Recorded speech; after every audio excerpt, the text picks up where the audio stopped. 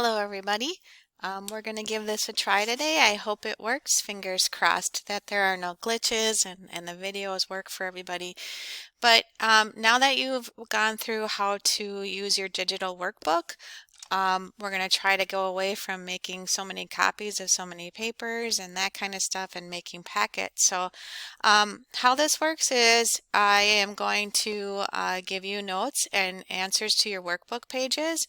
And you can pause this video and open up your Think Central page and hopefully fill in your notebook for examples, and then that'll lead you to a successful Think Central assignment lesson. Okay, so here we go. We're going to move on to Lesson 8. Lesson 8 is ratio tables as linked rate tables. Don't get so alarmed with the linked rate tables. In other words, all this means is we are going to take two different saving plans or two different rate tables, and there's going to be a common feature that they share, and so that we can make one big table versus two or three separate tables. If you remember from last week, we talked about different unit pricing rates for different brands of granola. Okay, and we had three different tables: brand A, brand B, brand C. Well, we could have just put all of those into one table because they share the same unit in terms of grouping or pricing.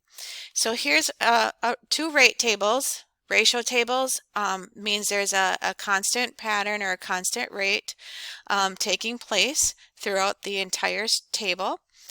Noreen saves $3 a day and Tim saves $5 a day. So I'm going to put a little box around here.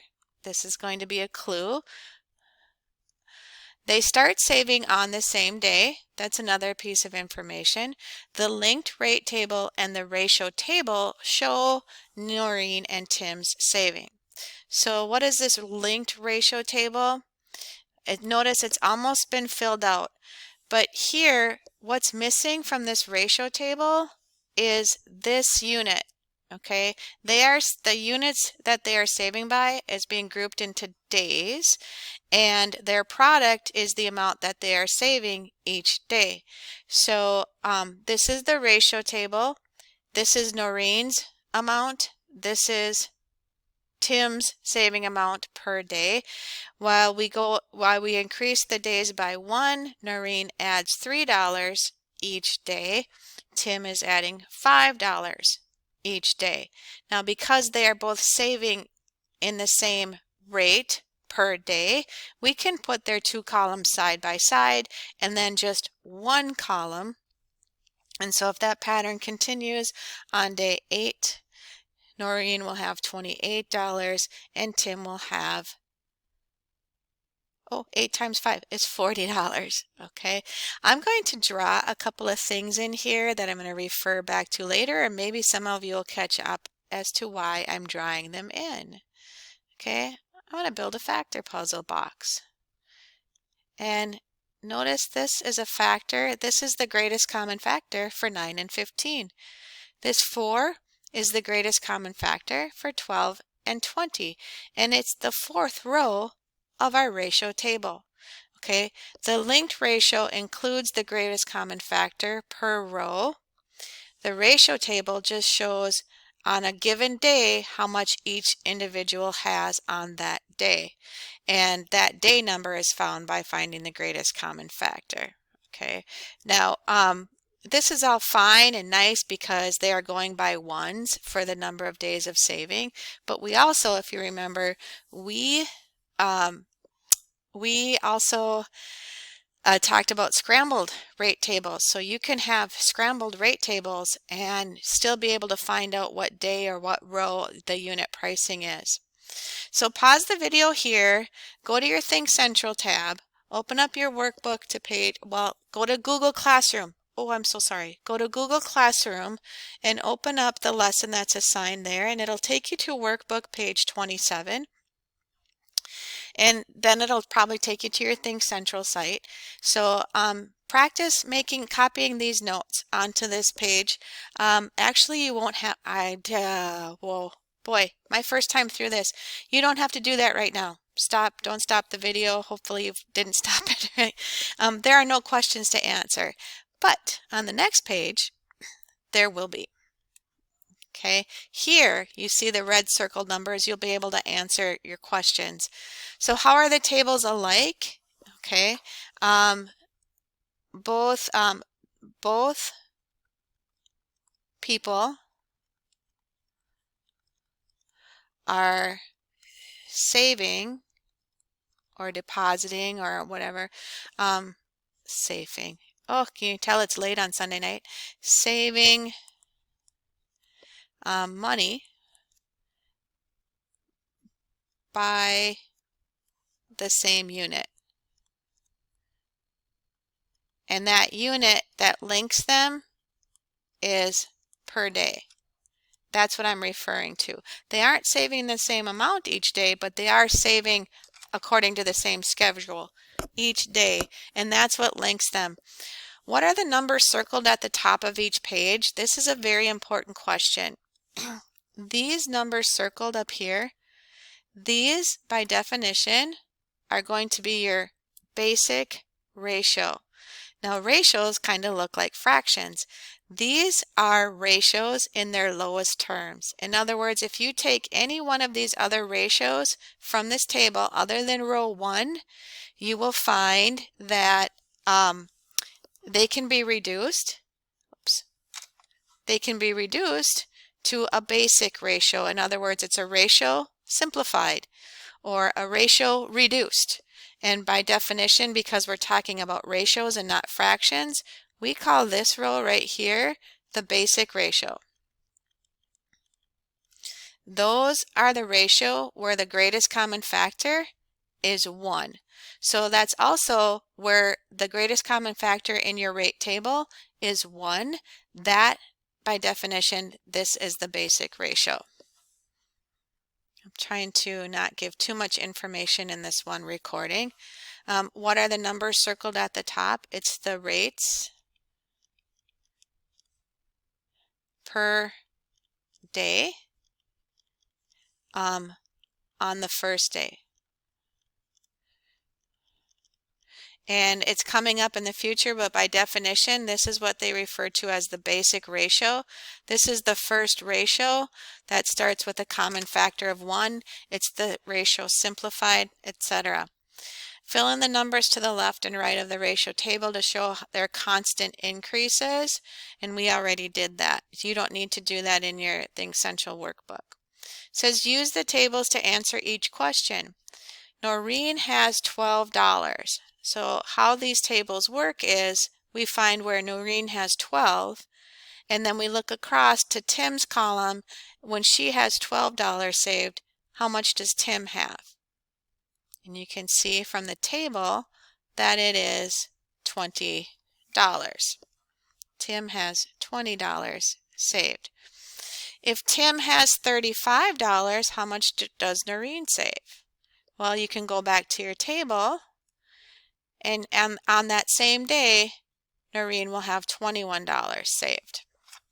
That's using a table to answer questions like this. Eventually, we're going to get rid of the tables to find our answers to these questions, aka factor puzzles.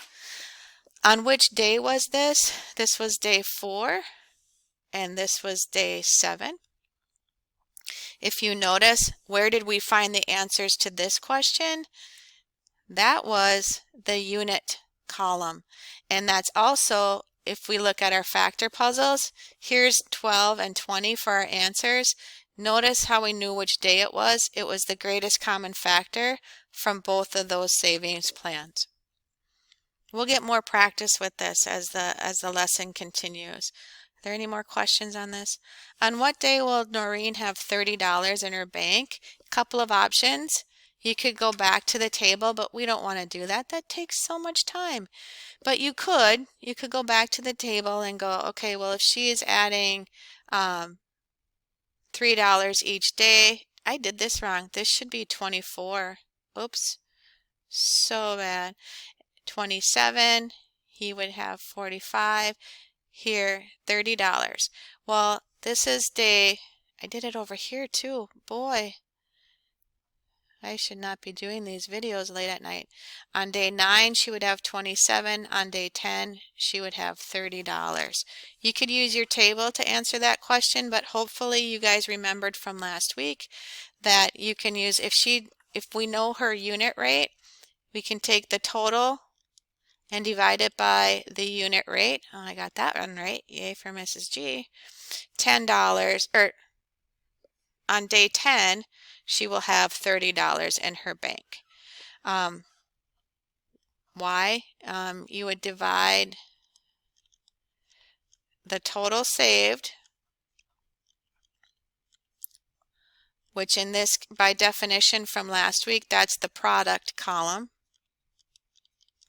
And you would divide it, for shorthand purposes, you can put the good old-fashioned division symbol, and we would divide it by the unit rate. And for Noreen, that unit rate was $3.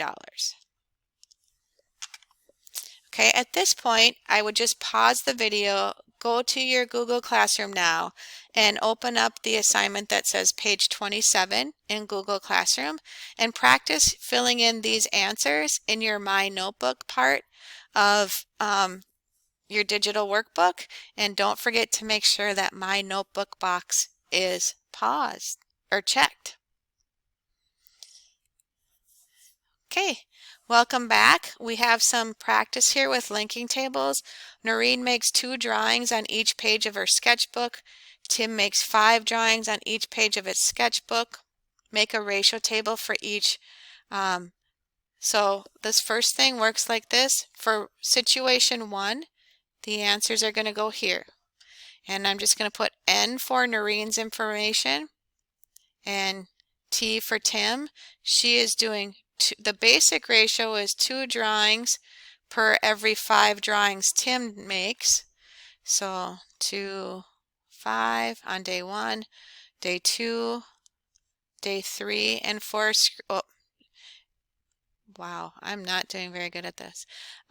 6, and then for screen sharing purposes, this is Noreen, this is Tim, or no, band 1, this is band 1, this is band 2.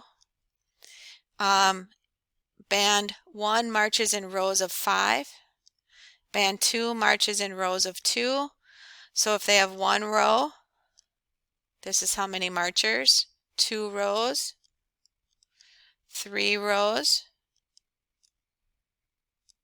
And then situation 3, John can plant 7 tomato vines when Joanna can plant 4. So we'll put John compared to Joanna's planting rate.